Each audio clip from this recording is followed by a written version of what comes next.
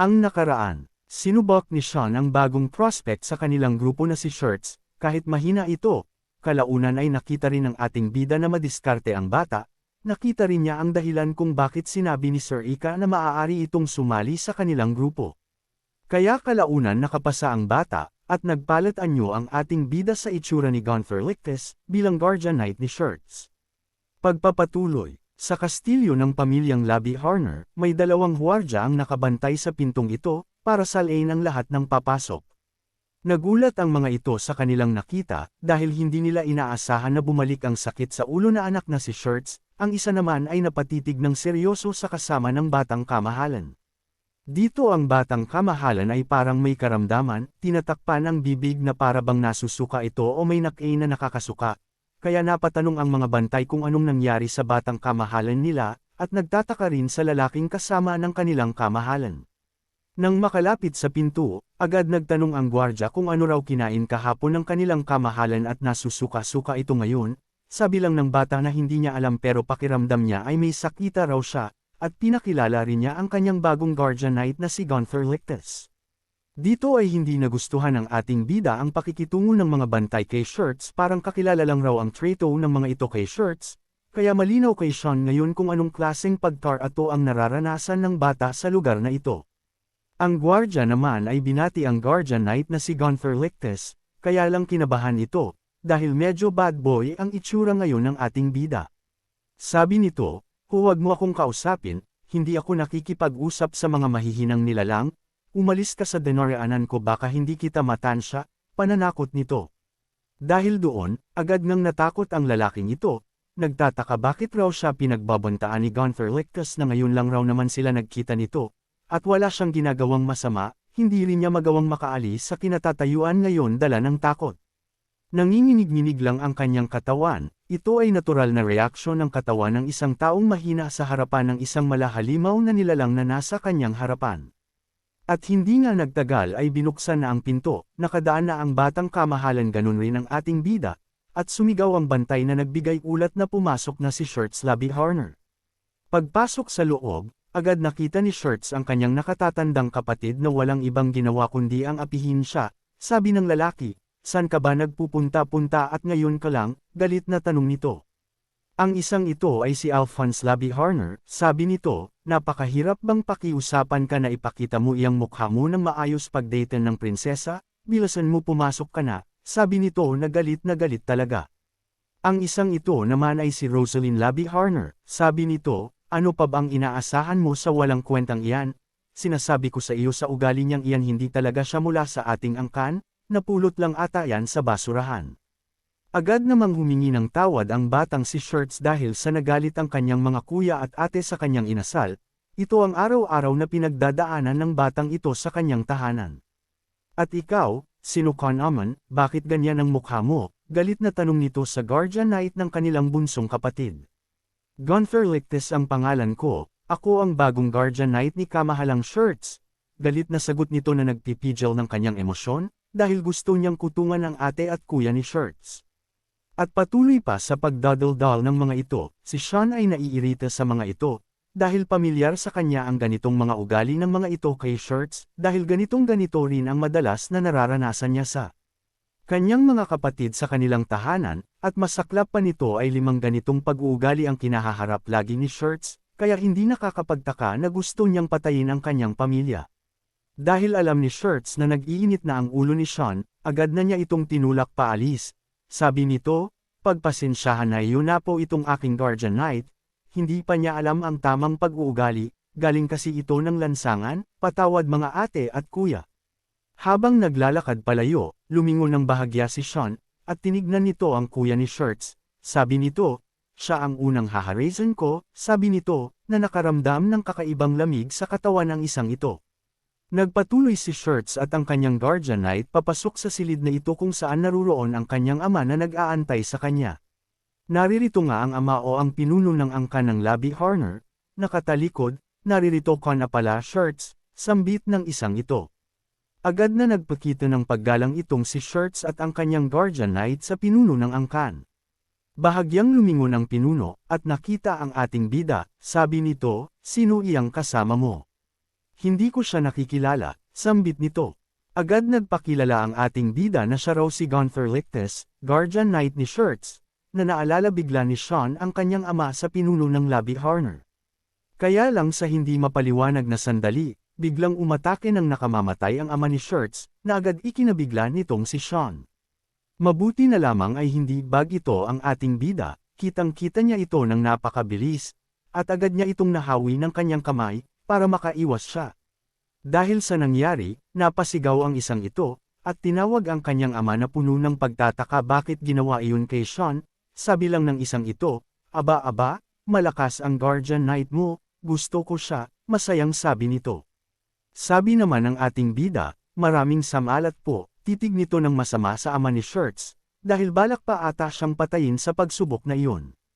Agad na tumalikod ang ama na ito, sabi niya, "Mapagkakatiwala ko sa iyo ang aking bandong anak," na si Sean naman ay naguguluhan sa pinagsasabi nito, na ganito ba raw talaga ang mga tatay ngayon, mahirap basahin kung nag-aalala o walang pake.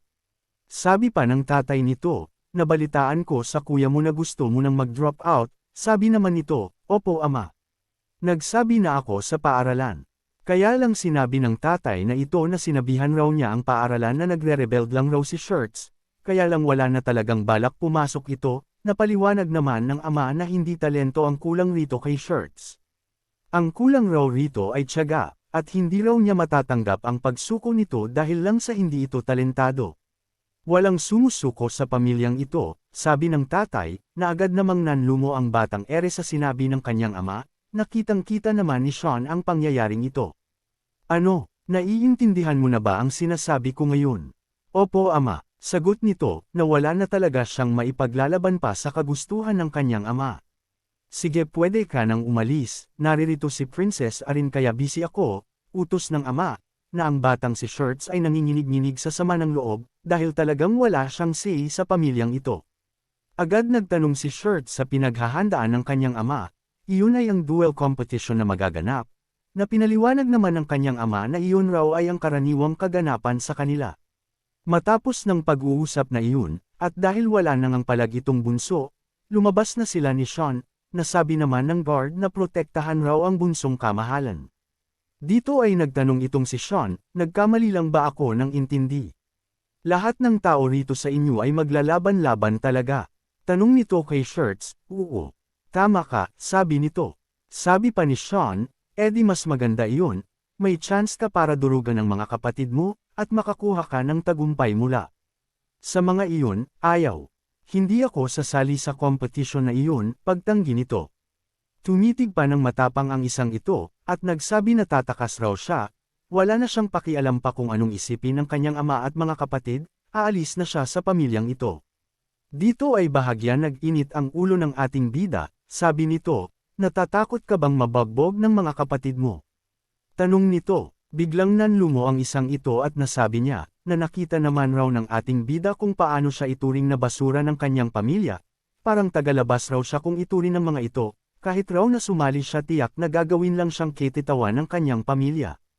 Agad na inakbayan ng ating bida ang balikat ng isang ito para pagaanan ang kanyang pakiramdam at nagsabi na mag-iiba na raw ang resulta ngayon, hindi na siya ituturing pang walang kwenta ng kanyang pamilya.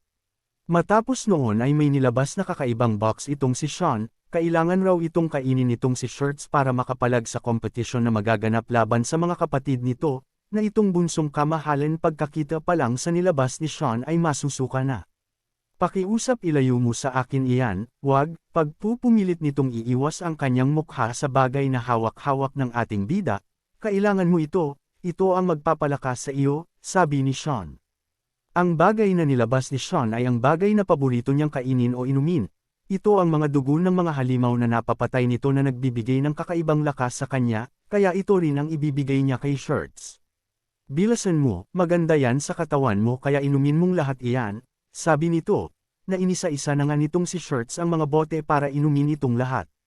Wala na siyang magawa pa sa pagpupumilit ni Sean, matapos buksan, agad niyang nilagok ang mga ito, nasabi rin niya na ngayon lang raw siya nakakita ng mga ganito. Matapos inumin, agad bumaliktad ang sikmura ng batang ito, tanda na talagang hindi nito moari ang lasa ng mga bagay na pinapainom ni Sean sa kanya. Isusuka sana ni Shirts ang kanyang ininom pero sa bilis ng galawan ng ating bida, agad niyang tinakpan ng bibig nitong bata, muntik na raw masayang nito ang mamahalin at napakahalagang bagay na ito. Sabi pa ni Sean, walang hiya ka, hindi mo ba alam kung gaano kahalaga ang dugo ng isang dragon? Sabi nito, na ang nilalagok pala ng batang ere ay dugo ng isang dragon, na mas lalo itong nabaliw ngayon. Oo, paulit-ulit, heto, inumin mong lahat ng ito, sabi nito na may mukhang nakakaloko talaga, patay ka sa akin pag dinura mo pa uli ito, sabi niya. Kinabukasan, sa parehas na lugar, sa teritoryo ng Labi Horner, rito ay sasalubungin na ang Princess Arin. Agad nagpakita ng paggalang ang isang ito sa prinsesa, naway ang inyong paglalakbay ay nasa mabuting kalagayan Princess Arin. Long time no si mahal na prinsesa, sabi nito na may mukhang nananabik na makaganti sa prinsesa. Tunay na maayos ang aking paglalakbay, kamusta ka na? Tanong ng prinsesa, habang nakatitig ito pa ibaba sa lalaking nakayuko sa harapan niya. Hindi naging maganda ang buhay ko sa totoo lang, dahil sa iyo iyon at sa buwisit mong fiancé na iyon. Sagot ng lalaki, na agad naalala ni Arin kung gaano nasira nga ang buhay ng lalaki, pero inis pa rin siya sa isang iyon. Sinabi pa nito na hindi lang siya basta naging inutil dahil nawala sa kanya ang kanyang mana core, kundi pinalayas pa siya sa kanyang sariling pamilya, tanging ang kanyang tito lang ang sumalaw sa kanya, at nag-aantay na lang siyang mamatay, ganito gigil ang isang ito. Nagkakamali ka Barrett, walang kasalanan si Sean sa nangyari sa iyo, paliwanag nitong prinsesa para ipagtanggol ang kanyang dating kasintahan. Tumigil ka, buwaka ng buwisit ka, sigaw nito, dahil gigil talaga ito pag naririnig ang pangalan ni Sean. Sa inis nito agad niyang hinampas ng kanyang kamao ang pader na nasa gilid niya na agad namang nasira kagad, tanda na may lakas pa rin ang isang ito. Huwag mong babanggitin ang pangalan ng walang hiyang taong iyon, asar na sabi nitong si Barrett, dahil talagang si Sean ang dahilan kung bakit nasira ang kanyang buhay. Sa ginawa niya sa akin noon, alam na alam ko na talagang magiging demonyo ang isang iyon, walang ibang nakakaalam kundi ako lang, sabi nito, na tandang-tanda niya ang itsura ng ating bida. Ako dapat ang pumatay sa kanya, kaya lang namatay siya sa sarili niyang kamangmangan bago ko siya napatay. Di ba nakakainis iyon? Galit na sabi ni Barrett, dahil hindi ito nakaganti sa ating bida, na ang kanyang kamay ngayon ay sugatan. Muli pa itong nagsalita, at sinabi nito na dahil naririto na nga ngayon si Arin na isa sa dahilan rin kung bakit naging miserable ang buhay niya, dito na lang raw niya ibubuhos ang galit niya, ito ang kanyang paglalaruan, at pahihirapan. Nakita ng katulong ni Barrett ang sugat sa kamay ng kanyang kamahalan, kaya natarante ito. Nagmamadali na gustong tulungan ito. Kamahalan may sugat po ang kamay ninyo. Kaya lang ang siraulong ito imbis na matuwa, ay nagalit pa, walang hiya kang katulong ka, sabi nito, dahil pinakikialaman. Ayun na nga, nang mahawakan niya ito agad niya ito pinatikim ng kanyang malupitang pag-atake, tinuhad niya ito sa sikmura, na napanganga na lang ang babae. Walang hiya ka, sino nagbigay sa iyo ng karapatan para putulin ako sa aking pagsasalita? Isa ka amang mababang uri ng insekto, walang silbi, sabi nito sa katulong na nakasilampak ngayon sa sahig, hirap huminga, at namimilipit sa sakit. Kaya lang hindi natuwa si Arin sa kanyang nakita, kaya pinapatihil niya ang makong na ito, dahilan para manlisik ang mata nito sa prinsesa, dahil ayaw na ayaw niya may nagmamando sa kanya. Hindi ko hahayaan ang kabaliwan mong ito, sabi ni Arin na agad na nilabas ang light magic nito, para pigilan si Barrett sa posibleng pananakit na gagawin pa nito, ang tawag sa teknik na ito ay hover spirit. Kaya lang natigilan itong prinsesa, dahil imbis na tumakas si Barrett dahil nga sa wala na itong mana core o kakayahang gumamit ng mana dahil sinira ni Sean, tinawan lang nito si Arin, na pinagtakhan nito.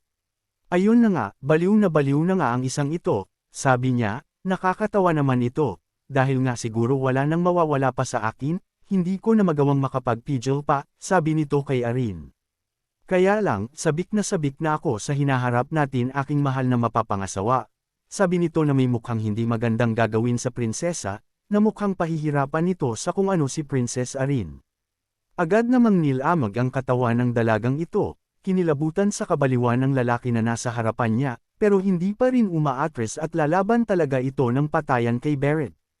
Kahit inutil na si Barrett, matapang pa rin ito, Ano kayang tinatago nitong alas para magkaroon ito ng kumpiyansa na mapatay ang prinsesa? Abangan!